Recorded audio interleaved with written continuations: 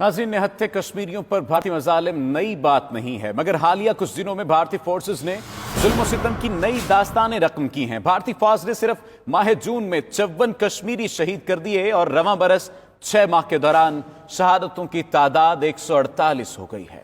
Social media पर सामने आने वाली एक तस्वीर ने दर्द दिल रखने वालों पर एक सख्ता तारी कर दिया है और सोपोर में भारतीय फोर्सेस ने 3 साला बच्चे के सामने इसके दादा को गोली मारी।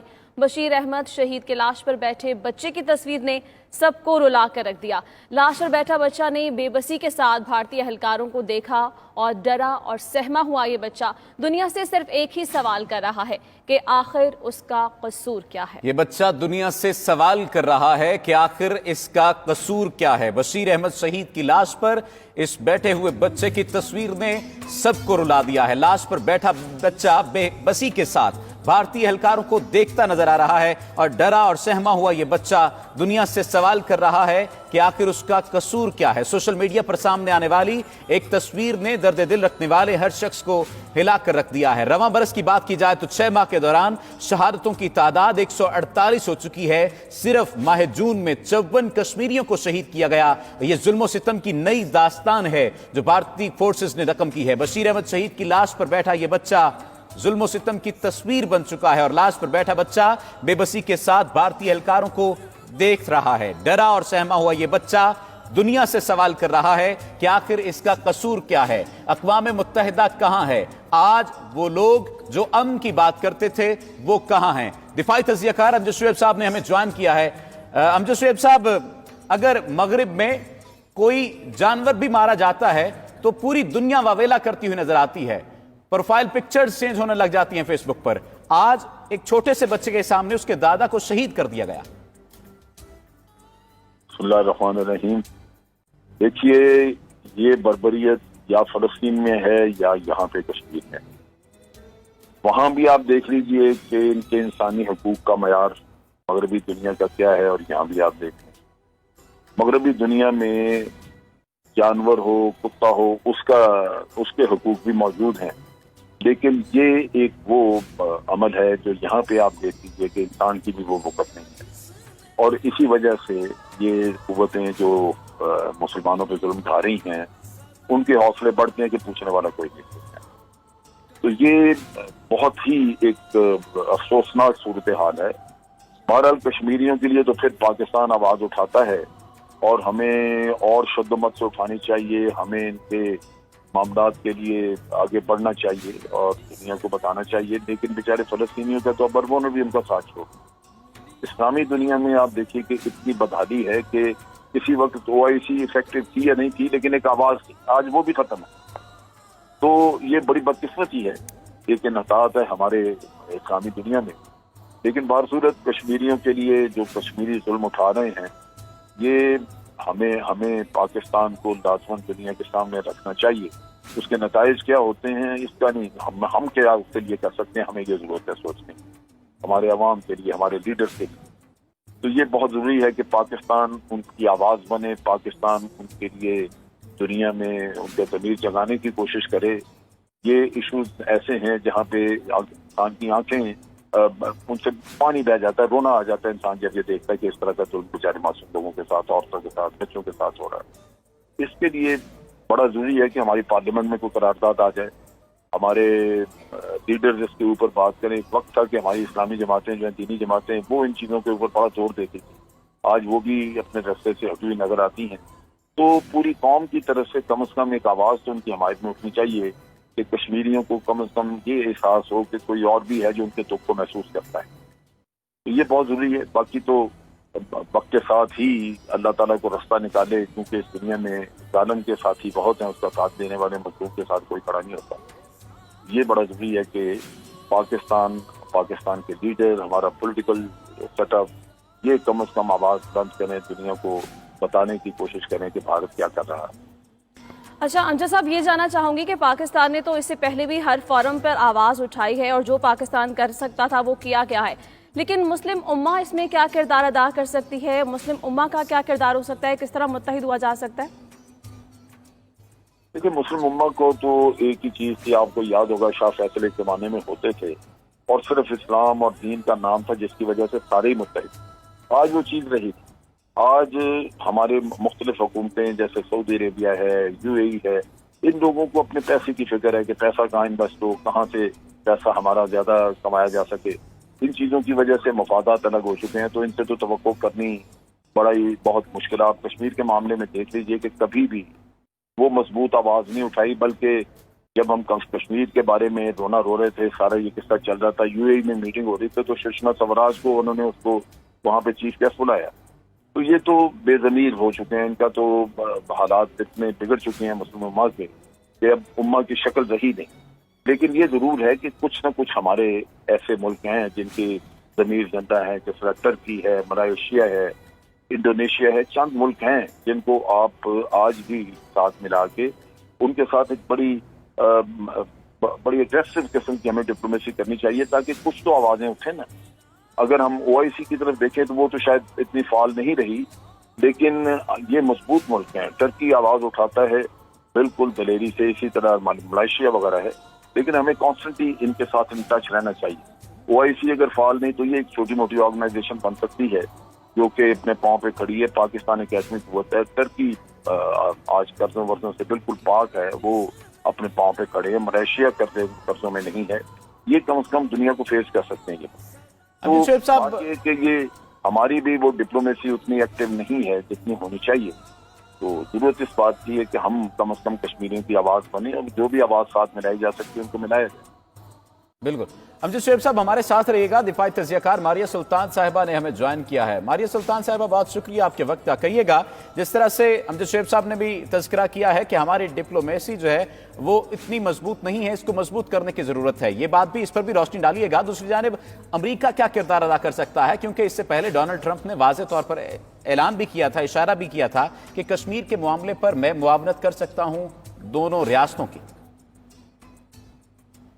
دیکھیں جی, اس کا صورتحال یہ ہے کہ امریکہ اور ہندوستان جو ہے نہ صرف ایک دوسرے کے دفاعی پارٹنرز ہیں.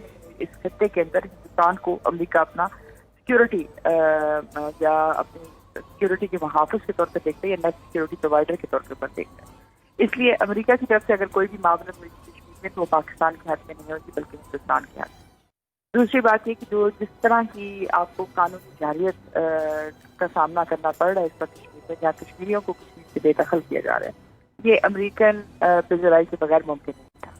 اس لیے اس وقت مسئلہ زیادہ مشکل ہے, زیادہ کثیر ہے, کیونکہ ایک قانون کے ذریعے ہندوستانی جو ہے کشمیریوں سے ان کا حق شناخت اور حق ان کا جو تشخص ہے ان سے لے رہے ہیں, اور اس کے ساتھ ساتھ ان کو بے دخل کیا جا رہا ہے. دوسری بات یہ ہے کہ کیا ہمیں بین الاقوامی طور پہ کچھ کرنا چاہیے, اس میں کوئی دو رائے نہیں ہے. آپ کو اپنا کیس ایک منظم طریقے سے مختلف بین الاقوامی اداروں تک پہنچنا ہوگا, کیونکہ اس وقت ایک بڑی طاقت جو ہے ہندوستان کے ساتھ کھڑی ہے. نہ صرف ایک بڑی طاقت بلکہ برطانیہ اور فرانس بھی ان کے ساتھ ہے, کیونکہ ان کے دفاعی معاہدے ہیں. یہی وجہ ہے کہ اس وقت آپ کو نہ صرف بین الاقوامی اداروں کے ذریعے ہندوستان پریشر ڈالنا پڑے گا اور بھی ڈالنا پڑے گا, لیکن چین اور روس کے ساتھ مل کر آپ کو جو ہے یہ آواز اٹھانی ہوگی, تاکہ جو اس وقت ظلم اور بربریت کی داستان کی جا رہی ہے اس کو آپ روک سکیں. اچھا, چین اور روس کا آپ نے تذکرہ کیا ہے. چین کے ساتھ تعلقات بالکل اچھے ہیں, بہتر ہیں. روس کے ساتھ تعلقات کو کس نظر سے دیکھتی ہیں اور کیا سمجھتی ہیں کہ کیا کشمیر کے معاملے پر روس پاکستان کا ساتھ دے سکتا ہے؟ دیکھیں, آپ کو اگر یاد ہو تاشکند کا جو معاہدہ تھا وہ بھی جو ہے روس کی معاونت سے آگے بڑھا, اور 1972 کے اندر بھی روس نے کلیدی کردار ادا کیا سملا ایگریمنٹ کے اندر. اس لیے روس یقینی طور کے اوپر ایک بڑا کردار ادا کر سکتا ہے. اس وقت پاکستان اور روس کے تعلقات بہت بہتر ہیں. آپ کا ایک کلچرل سیکورٹی اور جو ہے کوپریشن ڈائلاگ چل رہا ہے. تقریباً 20 سے زیادہ دفعہ جو ہے دونوں اطراف سے نہ صرف مضبوط مل چکے ہیں, لیکن اس کے ساتھ ساتھ اپنے آپ تجارتی جو حجم ہے اس کے اندر بھی اضافہ کرنے کی کوشش کر رہے ہیں. اس وقت حقیقت اس طرح ہے کہ امریکہ نے ہندوستان کو اس خطے میں چن لیا ہے. جب ہندوستان کو امریکہ نے چن لیا ہے تو اس کے اندر وہ نہ صرف دفاعی طور پر ان کی مدد کر رہے ہیں اور توانائی کے شعبے میں ان کی مدد کر رہے ہیں, لیکن اقتصادی طور کے اوپر یعنی یہ طاقت کے دھڑے بنتے چلے جا رہے ہیں. ماریہ سلطان صاحبہ ہمارے ساتھ رہیے گا. ہمیں جوائن کیا ہے مشال ملک صاحبہ نے. مشال ملک صاحبہ, ایک افسوسناک خبر سامنے آئی اور بچے کی وہ تصویر بھی آپ نے دیکھی ہوگی جس میں اس کے دادا کو قتل کر دیا گیا ہے اور وہ لاش کے اوپر بیٹھا ہے. بالکل بالکل, یہ مطلب یہ کہیں وہ سریا کی بھی یا کہیں بھی پیلسٹائن کی بھی فوٹوز آتی تھیں، اس طرح ظلم، خیر کمپیئر کیا کرنا ہے، مگر یہ اس سے بھی بڑھ کر ایک ایسی عبرتناک تصویر کھینچی ہے ہندوستان نے، کیونکہ I don't have words to condemn them, اس طریقے سے جو ان کی فرعونیت ہے، اور ایک معصوم بچہ اپنے دادا کے اوپر لیپ پہ بیٹھا، اس کو کچھ پتہ ہی نہیں کہ اس کے ساتھ ہوا کیا ہے، اتنا چھوٹا baby. This is the worst despicable treatment being given to humanity. I think یہ ان کی جتنی بھی انڈین آکوپیشن فورسز ہیں، ان سب کو یہاں سے پک آؤٹ کیا جائے، لابی کی جائے، یا ان کی پرسیکیوشن کے لیے جس کو سو کالڈ امیونٹی دی گئی ہے ہندوستان کی سرکار کی طرف سے بلیک لاز، اس کو چیلنج کیا جائے، آئی سی کے اندر لے کے جایا جائے معاملہ، اسپیشلی آفٹر آرٹیکل 70 اور 35A. یہ بہت سے جو انٹرنیشنل ایجنسیز جو ہیں اس میں کمپلیٹ وائلیشن ہے انٹرنیشنل لا کی، ہیومینیٹیرین لا کی، لوگوں کی جو بیسک فنڈامنٹل رائٹس ہیں، ہر طرح کی جنیوا کنونشن جن کا سگنیٹری ہے Hindustan. It's a complete violation of being a human being in this world.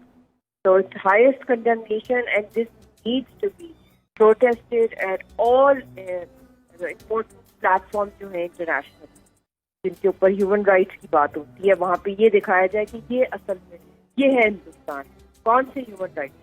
جب ایک چھوٹا سا دودھ پیتا بچہ ہے، اس کو پتہ ہی نہیں ہے کہ بلٹ کیا ہے اور چیزیں کیا ہے، ڈیڈ باڈی کے اوپر وہ اپنی گرینڈ فادر کی بیٹھا ہو.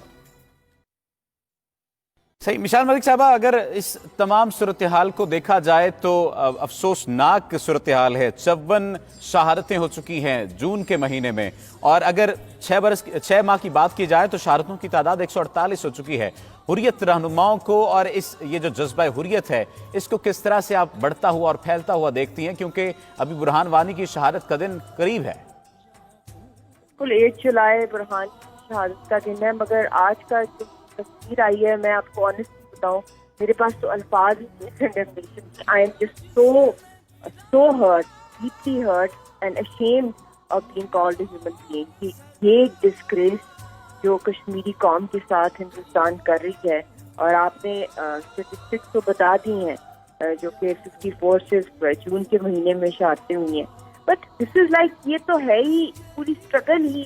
آپ دیکھ لیں وہ بلڈ سے دکھتی ہے کشمیریوں کو، جتنا جلدی یہ ان کا گریو یارڈ بنائیں گے، اس کا تو مکمل ارادہ ہے. ہماری لیڈرشپ کو آپ دیکھ لیں، قربانیوں سے بھری ہوئی اسٹرگل ہے لیڈرشپ کی، عوام کی بھی، مگر انفارچونیٹلی اب دیکھ لیں کہ یہ جو پورا جو خطہ ہے، یہ ایسے لگ رہا ہے جیسے کہ پہلے بھی تھا، لاسٹ ایئر بھی جس طرح نیوکلیئر کوڈ ایکسچینج ہوئی تھی. یہ تو پورا خطہ ایک تھرڈ ورلڈ وار کا ایک بہت ہی بڑا میدان سجنے والا ہے. اور میں دنیا سے یہی اپیل کروں کہ ہندوستان کی جو فیشسٹ پالیسیز ہیں ہیٹریڈ کی نیبرس کے ساتھ، کشمیریوں کے ساتھ، تو یہ معاملہ اتنا بگڑ رہا ہے، اور اگر دنیا ابھی بھی کوئی ہوش کے ناخن لے کہ مسئلے کو حل کیا جائے، یہی وہ مسئلہ ہے. اور ایشو ہی یہی ہے جو پورے نہ صرف انڈیا پاکستان تک ہو ایشو ہے، پورے خطے کی جو اسٹیبلٹی ہے، جو امن ہے، اس کا دروازہ ہی کشمیر ہے.